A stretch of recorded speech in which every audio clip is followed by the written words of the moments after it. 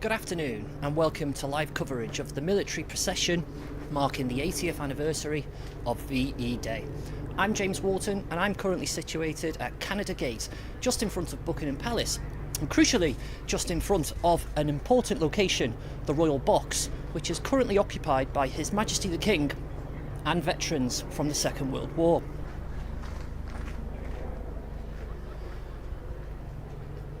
Now, over the course of the next 40 or so minutes, we're going to witness a military procession moving through the streets of Westminster to this location.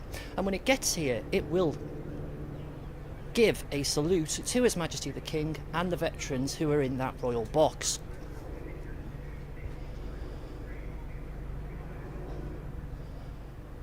The procession itself stepped off about 10 minutes ago from the starting point at Parliament Square, and right now it's making its way along the procession route, taking in some key landmarks, including the cenotaph, the national focal point of remembrance.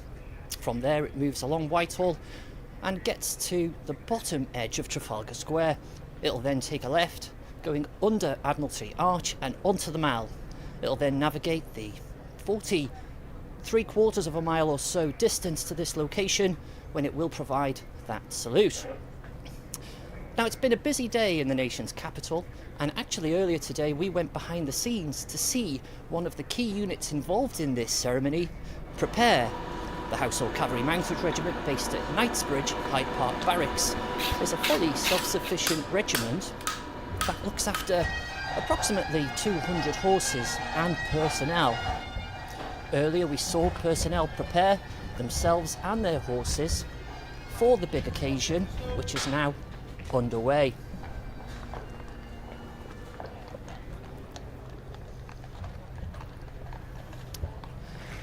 Things start early at the Household Cavalry Mounted Regiment most days, but today reveille was about half past 5. Personnel were in the stables at 6. They then went out and exercised their horses. And then over the course of an hour or so, they got their kit on, prepared the horses, mounted and departed Hyde Park Barracks. They moved themselves to the starting location, and as I said, about 10 to 15 minutes ago, when the procession got underway, the Household Cavalry, who were near the front, stepped off.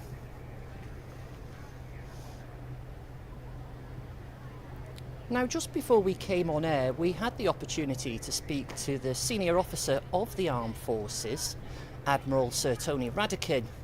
He managed to pop by on what's a busy day for him, as not just being the man in charge of the armed forces and of course the 1,300 personnel who are on parade today, but also he's taken up his seat in the Royal Box as one of those important figures in military life. And here's what he had to say to us. It's another magnificent day. It's a national day. It's a piece of our pageantry, but we've got people from the Royal Navy, Royal Air Force, the British Army. They will be marching in about 30 minutes time, but they're accompanied by contingents from Ukraine, from our NATO allies, and also from Commonwealth countries. And then later we will have a Flypast, over 20 aircraft. And as ever, we will have that spectacular moment when the red arrows fly over Buckingham Palace. So this is a very special day, and it's all about our veterans. It's about acknowledging what they achieved for us and the debt of sacrifice we owe them, and that gratitude that we want to express. You mentioned there the inclusion of Ukrainian troops, Ukrainian soldiers. Just tell me how significant that is, and how much of a statement is that we're including our Ukrainian allies and friends in something as big and as significant as today? Well, I think it's poignant. It's a poignant day. It's a poignant day because we're going to be hearing from veterans. For some of them, this will be the last time that they give us their reflections, their stories.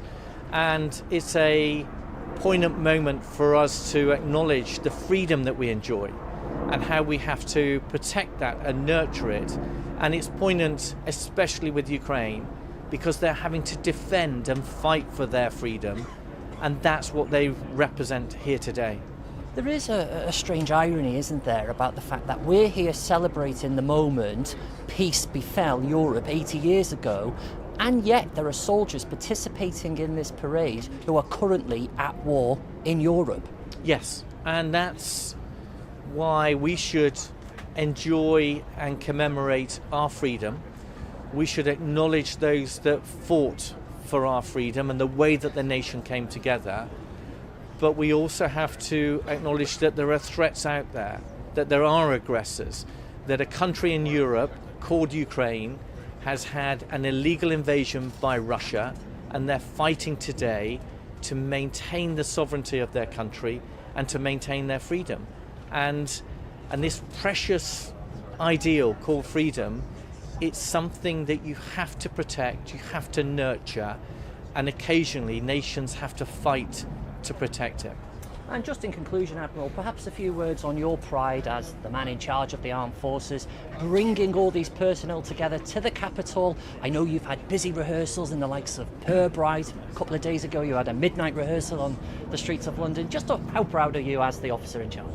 So I'm proud to be the head of the armed forces, but I'm really grateful for the people that will be marching past. I'm super grateful to our Garrison Sergeant Major. So he's the person that pulls all this together, not me. He's the person that gets everybody so that they are ready for such a public display. And then I know that the men and women that are out there, that they will reflect the best of our armed forces. I know that they're proud to be here, and I'm really grateful for their contribution. Now, Admiral Radakin is in the royal box, as is His Majesty the King and other senior members of the royal family. And we can just see in front of the royal box just now, the front of the military procession is passing by. Now, the procession is led by Major General James Bowder. He's the officer commanding the Household Division. As such, he is the senior officer responsible for all state ceremonial occasions here in the nation's capital.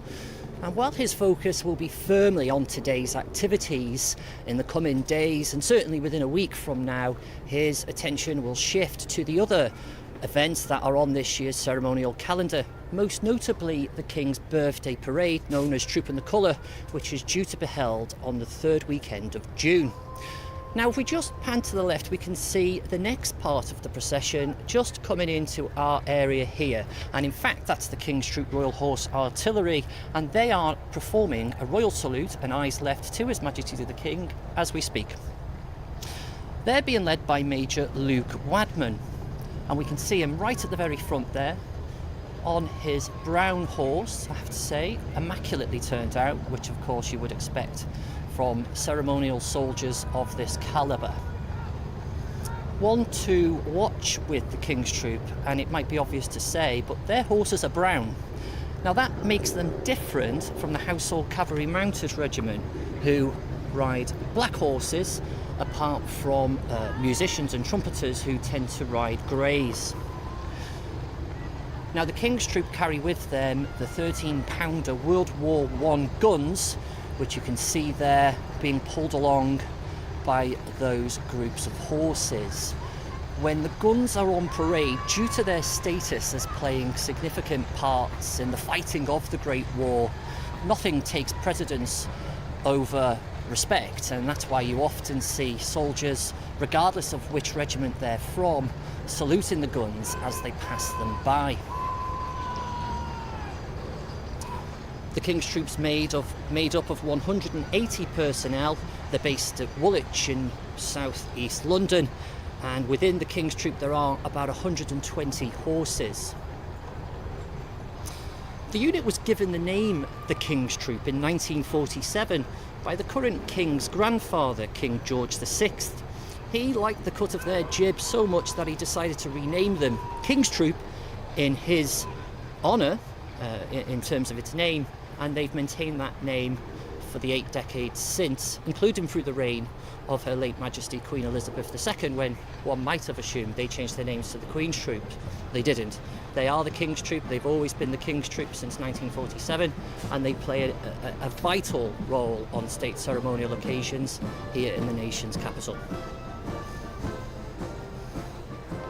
Now, in a little while's time, we'll see the arch rivals, and I say that in a friendly sense of the King's Troop, and that is the Household Cavalry Mounted Regiment, who are the other horse regiment in the British Army. I should just tell you now that I am a former member of the Household Cavalry Mounted Regiment, but I promise I won't let that bias creep into this commentary. The Household Cavalry Mounted Regiment, as I mentioned just a little earlier, are based at Hyde Park Barracks in Knightsbridge. And you can only imagine what it's like to arrive at that location as a 17 or 18-year-old trooper, finding yourself in the centre of London and having access to all that offers, not to mention the glamorous role itself, which sees these soldiers, once fully trained, participating in major occasions like this, often in close presence to His Majesty the King.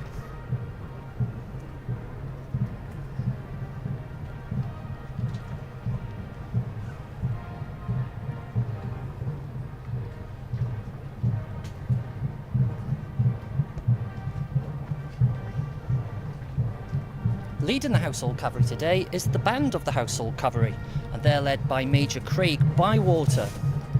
These days, the band of the Household Cavalry is mixed, made up of both lifeguards and Blues and Royals.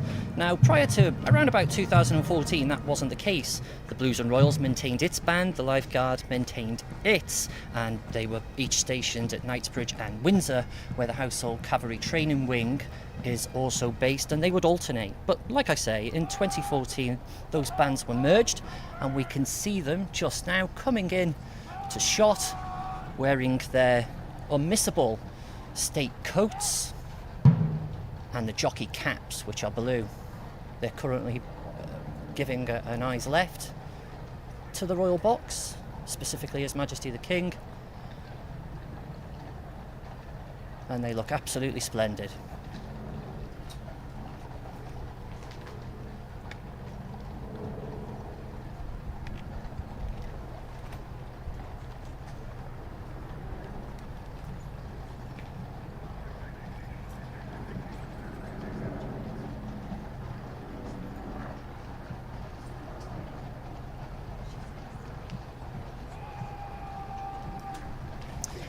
Now I can give you a bit of a who's who who's in that royal box accompanying His Majesty the King.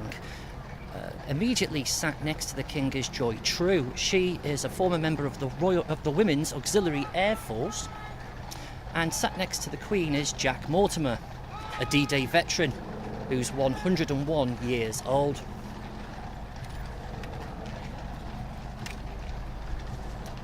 Now here come the front of the Household Cavalry contingent of this parade, the Lifeguards. Now you can see right at the front of the Lifeguards, the trumpeter on a grey is performing a royal salute. And immediately behind him, the Squadron Corporal Major of the Lifeguards, a chap called Wes. I used to serve with him and I know him well, a Fijian guy. He's brought the standard down and is carrying it whilst providing that eyes left. The soldiers are carrying their swords and looking to the left, apart from the front left-hand man who maintains his view forward. We can see a dismounted member of the Lifeguard Squadron marching behind that group. Very smart indeed. Now I did promise I wouldn't be biased, but here come the Blues and Royals. My ex-gang. It's really good to be stood here looking at them right now, performing on this important occasion. They've got their own trumpeter, and you can see him on a grey at the front next to the division commander, who's performing a royal salute, whilst looking left. Fantastic.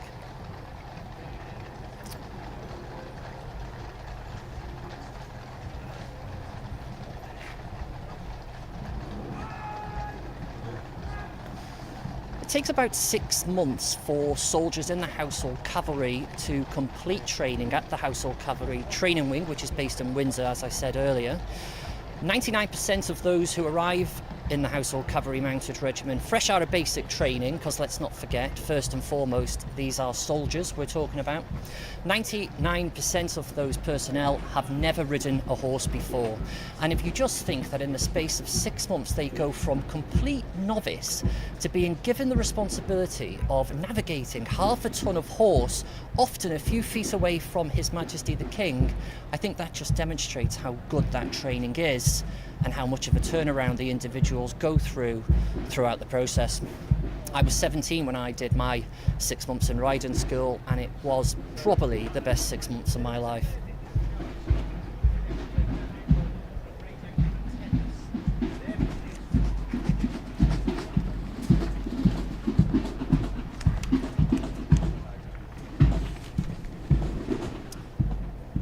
So who's next? Well, I can tell you.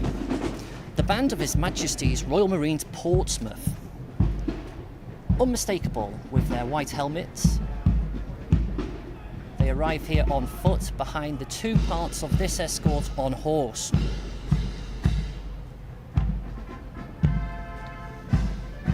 This specific band is a descendant of the band of the Royal Marines Artillery, which was formed in 1861.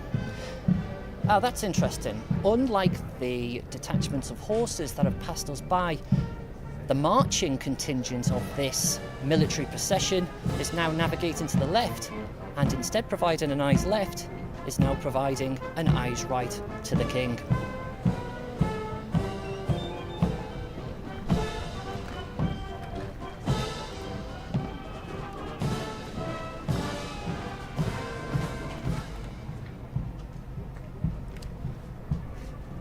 They're followed by a tri-service Guard of Honour, and that's comprised of personnel from the Royal Navy, the British Army and Royal Air Force.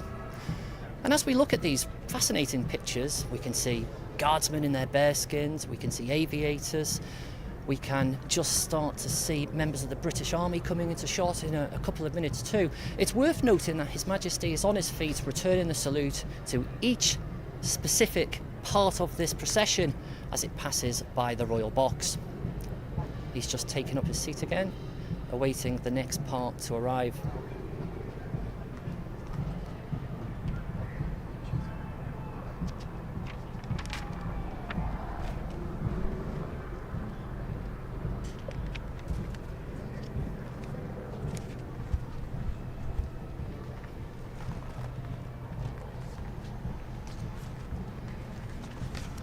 Now, there are a lot of personnel involved in today's activities that perhaps don't get the opportunity to participate in state ceremonial occasions to the tempo that perhaps others do.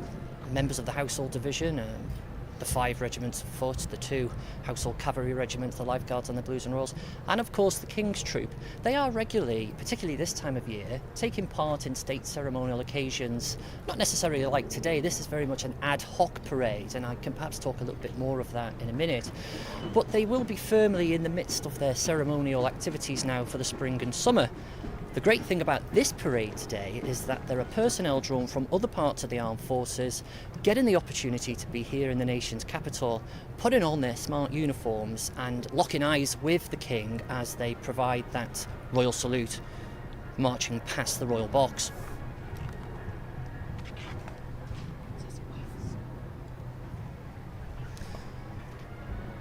If we can just return to the royal box, and I'm joined by my colleague Lewis, the cameraman here. I'm just going to direct him in. The royal box, there is more veterans, of course, in there from the Second World War, which is an increasingly, group of veterans that are reducing in number. But I can tell you that sat next to the Princess of Wales is Bernard Morgan, and he is 100 years old and a veteran of D-Day.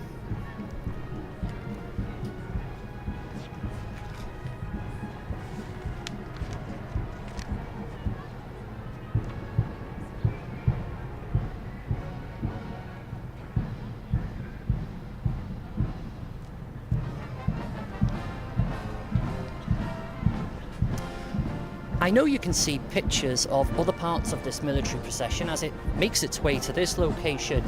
Today, it's really notable to say that within the parade are personnel from the armed forces of Ukraine.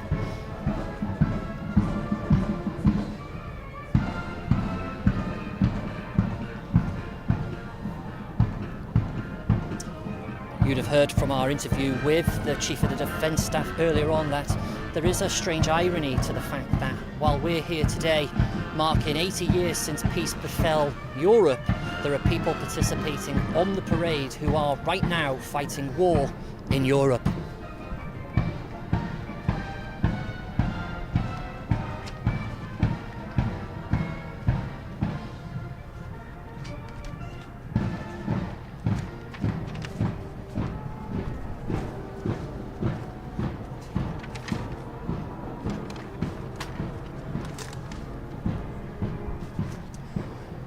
The flags of the Commonwealth being carried past the royal box at this time,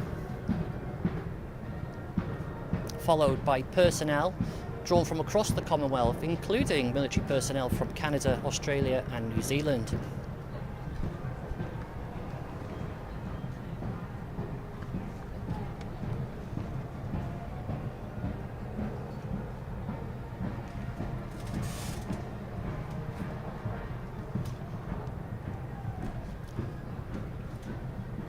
The majority of those flags from the Commonwealth are today being carried by personnel from 16 Regiment, the Royal Corps of Signals, or more commonly known as the Royal Signals.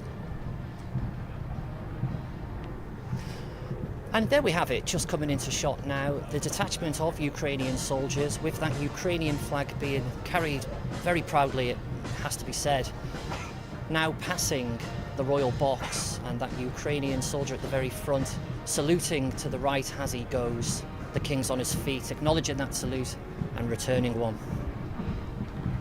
What a moment. They draw applause from the veterans in the royal box, the veterans who fought the last war in Europe, applauding the bravery and the efforts of those fighting the current war in Europe.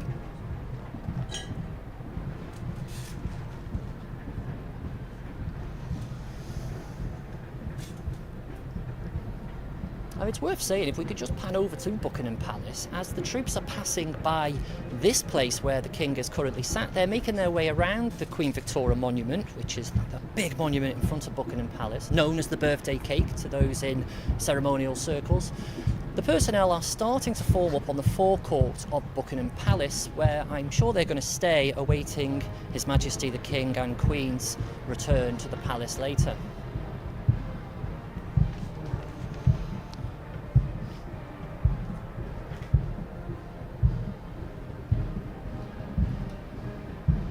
We can now, at this location, hear the music from the next band that's coming into our place, and that's the band of His Majesty's Royal Marines Collingwood, who were formed in 2009.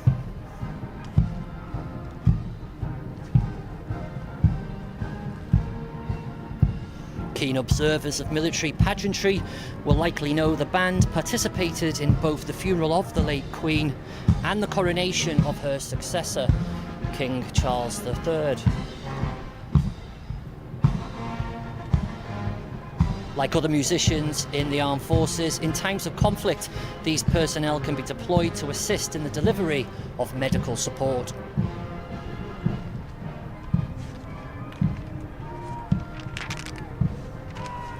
They're followed by the Royal Navy Marching Detachment, made up of personnel from the Royal Navy Ceremonial Guard based at His Majesty's Naval Base Portsmouth.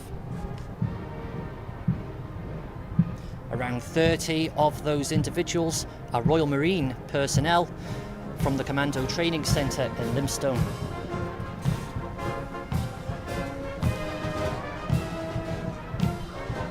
Limestone was opened during the Second World War and saw 800 new Marines passing out of the facility every month by the end of 1941.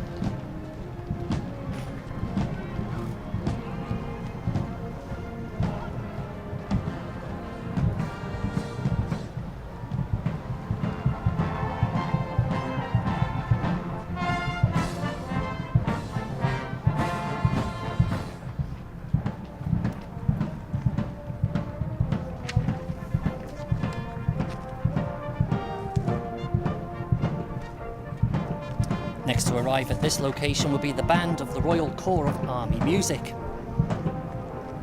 Now within this band are musicians drawn from regional army bands, including Tidworth, Colchester and Catterick.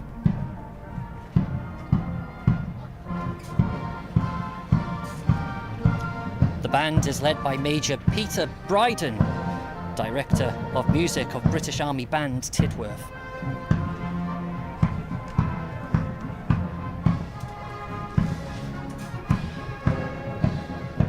Making its way past the Royal Box now, and of course following this army band is the army contingent of this procession.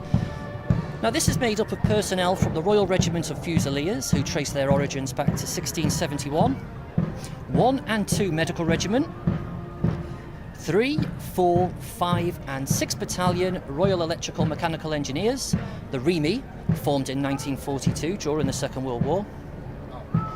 Also in there are personnel from 10 Queen's Own Gurkha Logistic Regiment, who were raised in 1958 in Singapore. Also in there is 1, 4, 7, 11, 27 and 151 Regiment RLC. 151 Regiment being an EOD specialist unit, also known as the Bomb Squad. There's also in that contingent 1 Military Working Dogs Regiment and 3-5 Engineer Regiment, EOD and Search. And the and search is really important for that unit, because while the Royal Engineer bomb experts who turn up to devices and locations, both on operations and even domestically, they often have to put a bit of effort in to actually find devices. So when we spend time with EOD and search, and we're lucky to do so at Forces News sometimes, they're really keen to underline that fact that yes, they are an EOD specialist unit, but they're also an and search specialist unit, EOD and search.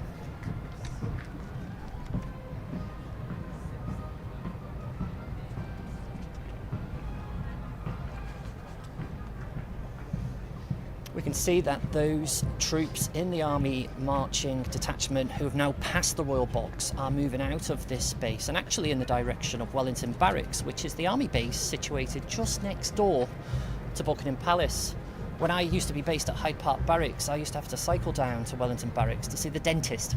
It's where the Army dentist is if you're based in London. I always think it's probably a closer dentist for the soldiers based here than what the King has access to in Buckingham Palace.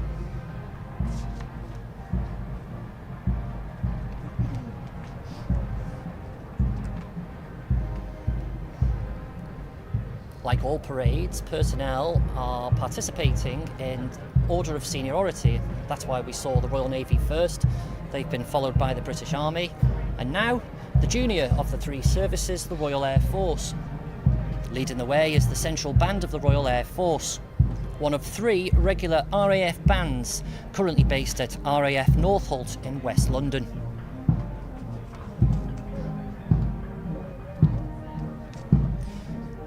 Now, the band itself was formed in 1920, but interestingly, it traces origins to before that, to before the Great War in fact, and the unofficial bands of the Royal Flying Corps.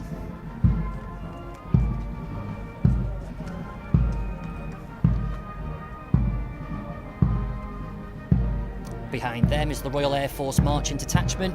Personnel are drawn from the King's Colour Squadron and 34 Squadron, based at RAF Leeming. Leeming is the RAF's sole air base in the north of England. And how about this for a fact? Its runway there is north-south facing, which for strategic purposes is very important, I'm told. 34 Squadron's part of the RAF Regiment, and the RAF Regiment was formed in 1951.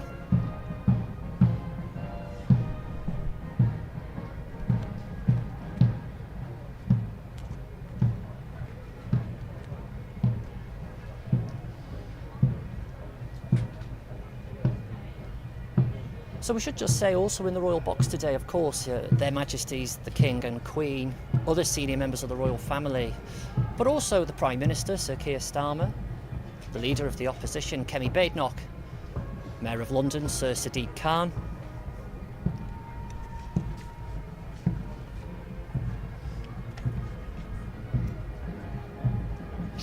and sitting next to the Princess Royal, RAF veteran Gilbert Clark, who was present at D-Day.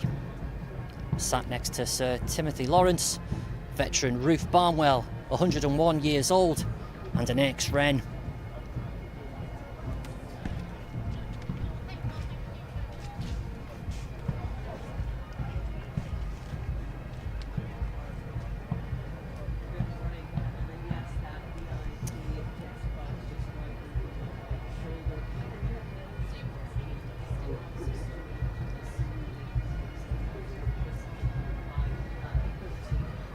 and soon to arrive at this location. And you can probably hear them, the massed pipes and drums.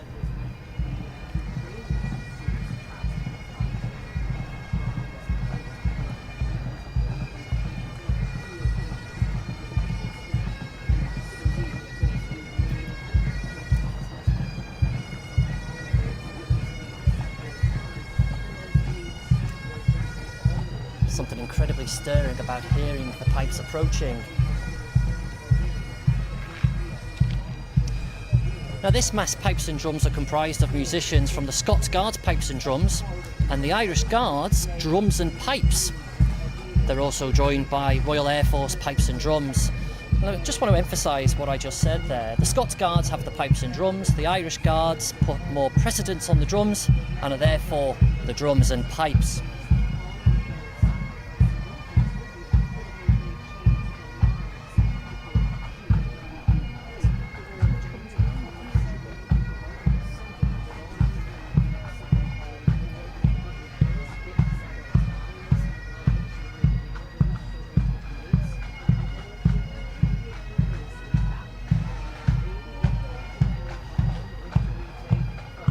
They are followed by the Field Aid Nursing Yeomanry, the Uniformed Civilian Services. You can just see there, police officers marching smartly in their number 1 dress. And coming up behind them, we have the Armed Forces Cadets and Uniformed Youth. And lastly, the band of the Boys and Girls Brigade.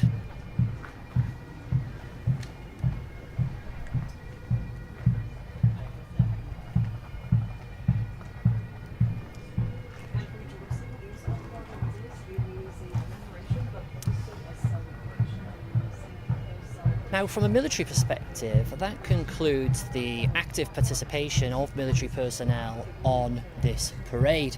But let's just take a couple more moments to soak up a bit of the atmosphere and the sights and sounds of the area around this royal box.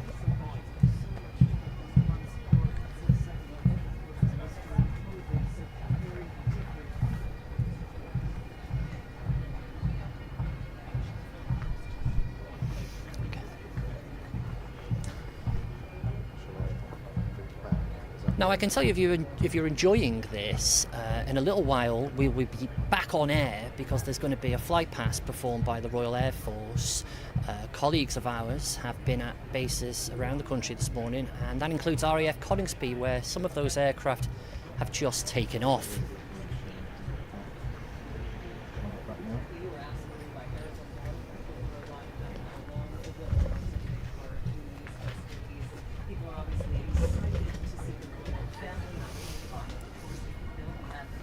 What time are we back on?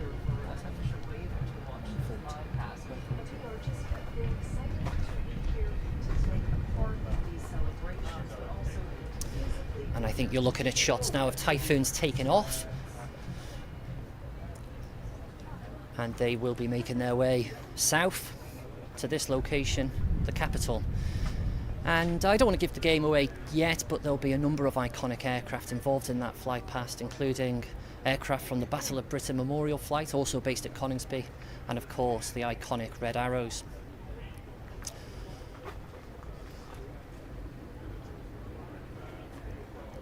So that's it from a military participation perspective. I hope you've enjoyed the last half an hour or so while we've watched the various parts of that military procession move past this location. We'll be back on air later on to see the Flypast take place, and I hope you can join us then. For now, thank you very much and goodbye.